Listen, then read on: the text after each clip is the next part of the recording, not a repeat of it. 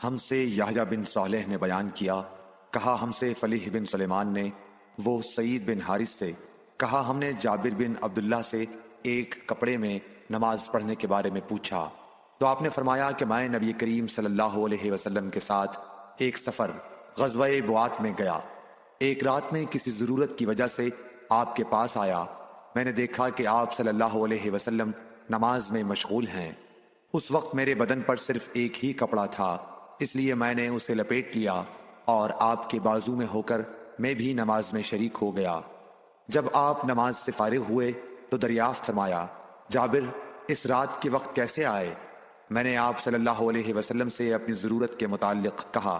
جب میں فارغ ہو گیا تو آپ نے پوچھا کہ یہ تم نے کیا لپیٹ رکھا تھا جسے میں نے دیکھا؟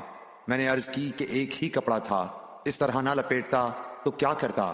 آپ صلی اللہ علیہ وسلم نے فرمایا کہ اگر وہ کشادہ ہو تو اسے اچھی طرح لپیٹ لیا کر، اور اگر تنگ ہو تو اس کو تہبند کے طور پر باندھ لیا کر۔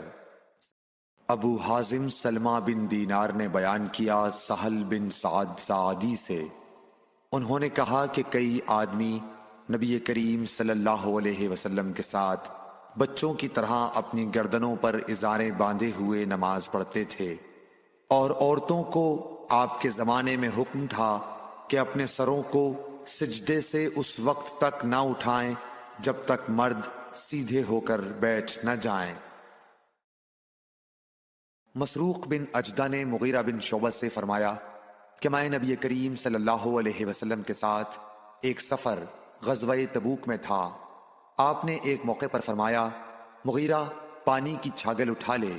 میں نے اسے اٹھا لیا، پھر رسول اللہ صلی اللہ علیہ وسلم چلے اور میری نظروں سے چھپ گئے۔ آپ نے قضائے حاجت کی۔ اس وقت آپ شامی جبہ پہنے ہوئے تھے۔ آپ ہاتھ کھولنے کے لیے آستین اوپر چڑھانی چاہتے تھے لیکن وہ تنگ تھی، اس لیے آستین کے اندر سے ہاتھ باہر نکالا۔ میں نے آپ کے ہاتھوں پر پانی ڈالا۔ آپ صلی اللہ علیہ وسلم نے نماز کے وضو کی طرح وضو کیا اور اپنے خفین پر مسح کیا، پھر نماز پڑھی۔ عمرو بن دینار نے جابر بن عبداللہ انصاری رضی اللہ تعالی عنہ سے سنا، وہ بیان کرتے تھے کہ رسول اللہ صلی اللہ علیہ وسلم نبوت سے پہلے کعبے کے لیے قریش کے ساتھ پتھر ڈھو رہے تھے۔ اس وقت آپ تہبند باندھے ہوئے تھے۔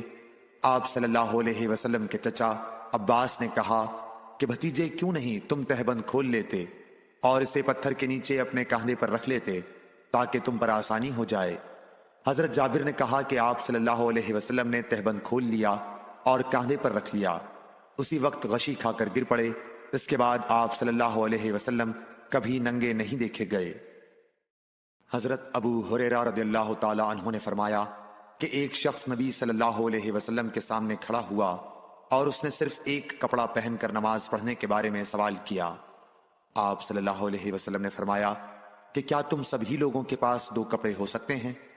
پھر یہی مسئلہ حضرت عمر رضی اللہ تعالی عنہ سے ایک شخص نے پوچھا تو انہوں نے کہا، جب اللہ تعالیٰ نے ہمیں فراغت دی ہے تو تم بھی فراغت کے ساتھ رہو۔ آدمی کو چاہیے کہ نماز میں اپنے کپڑے اکٹھا کر لے۔ کوئی آدمی تہبند اور چادر میں نماز پڑھے، کوئی تہبند اور قمیص، کوئی تہبند اور قبا میں، کوئی پائجامہ اور چادر میں، کوئی پائجامہ اور قمیص میں، کوئی پائجامہ اور قبا میں، کوئی جانگھیا اور قبا میں، کوئی جانگھیا اور قمیص میں نماز پڑھے۔ ابو ہریرہ رضی اللہ تعالی عنہ نے کہا کہ مجھے یاد آتا ہے کہ آپ نے یہ بھی کہا کہ کوئی جانگھیا اور چادر میں نماز پڑھے۔ ابن عمر رضی اللہ تعالی عنہ نے فرمایا کہ رسول اللہ صلی اللہ علیہ وسلم سے ایک آدمی نے پوچھا کہ احرام باندھنے والے کو کیا پہننا چاہیے؟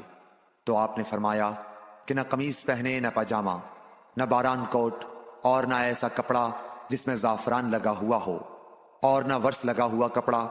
پھر اگر کسی شخص کو جوتیاں نہ ملیں جن میں پاؤں کھلا رہتا ہو، وہ موزے کاٹ کر پہن لے تاکہ وہ ٹخنوں سے نیچے ہو جائیں۔ اور ابن ابی ذئب نے اس حدیث کو نافع سے بھی روایت کیا، انہوں نے ایسا ہی حضرت صلی اللہ علیہ وسلم سے بھی روایت کیا ہے۔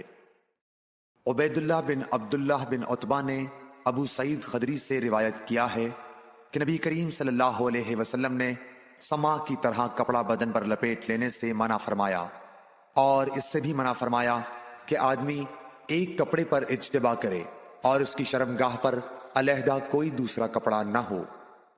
اعرج ابو ہریرہ رضی اللہ تعالیٰ عنہ سے نقل کرتے ہیں کہ نبی کریم صلی اللہ علیہ وسلم نے دو طرح کی بیع و فروخت سے منع فرمایا، ایک تو چھونے کی بیع سے، دوسرے پھینکنے کی بیع سے، اور اشتعمال السماع سے جس کا بیان اوپر گزرا، اور ایک کپڑے میں گوٹ مار کر بیٹھنے سے۔ حمید بن عبد الرحمن بن عوف نے خبر دی کہ حضرت ابو ہریرہ رضی اللہ تعالیٰ عنہ نے فرمایا کہ اس حج کے موقع پر مجھے حضرت ابو بکر نے یوم نہر ذی الحج کی 10ویں تاریخ میں اعلان کرنے والوں کے ساتھ بھیجا تاکہ ہم مینا میں اس بات کا اعلان کر دیں کہ اس سال کے بعد کوئی مشرک حج نہیں کر سکتا اور کوئی شخص ننگے ہو کر بیت اللہ کا طواف نہیں کر سکتا۔ حمید بن عبد الرحمن نے کہا، اس کے بعد رسول اللہ صلی اللہ علیہ وسلم نے حضرت علی رضی اللہ تعالیٰ عنہ کو حضرت ابو بکر کے پیچھے بھیجا اور انہیں حکم دیا کہ وہ سورہ برق پڑھ کر سنا دیں اور اس کے مضامین کا عام اعلان کر دیں۔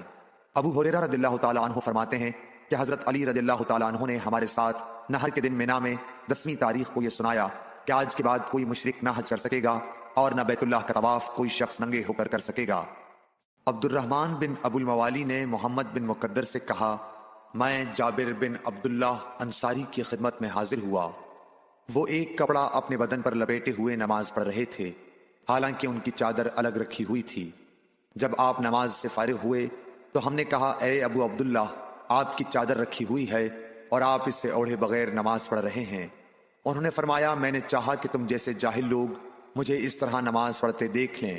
میں نے بھی نبی صلی اللہ علیہ وسلم کو اسی طرح ایک کپڑے میں نماز پڑھتے دیکھا تھا۔ Like, share and subscribe for more videos.